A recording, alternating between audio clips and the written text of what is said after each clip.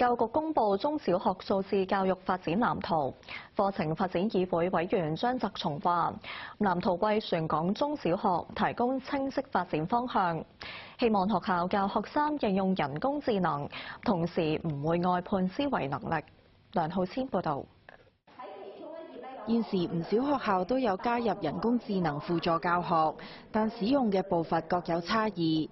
課程發展議會委員張澤松表示，教育界喺人工智能教學嘅方面有碎片化同埋差異化嘅情況。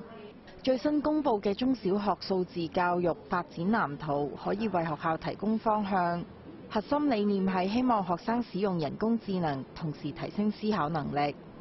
咁而喺過程當中更加重要咧，我哋就話咧，唔好將個思考過程咧就即係依賴咗喺呢啲電子嘅學習上面，或者即係數字教育上面。咁一定要反思，同埋思考過程當中咧，我哋要創作。咁所以你見到咧，我哋點樣去讓我哋學生可能經常講咧，就係我哋用呢啲平台咧，一定係要唔好外判我哋嘅思維。我哋推動嘅係人機協作，我哋需要嘅係我哋人同機器之間咧能夠有個互動。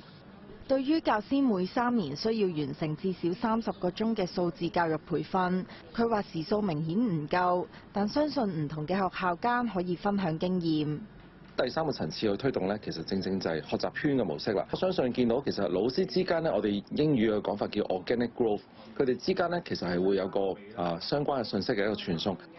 教育評議會執行委員圓玄學院第3中學校長賴俊榮形容，教育界對人工智能應用係百花齊放，所以步伐唔太一致。藍圖可以促進學校不斷更新數碼化教育。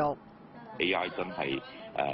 而家唔係幾年一個轉變啦，可能係幾個月就可能有個轉變，所以不停我哋會係優化個過程。咁亦都唔好忘記我哋其實而家出生嘅小朋友其實係 AI native 嚟，佢一出生就可能而家喺個 AI 嘅時代裏邊。咁所以我哋要不停去優化嗰個框架。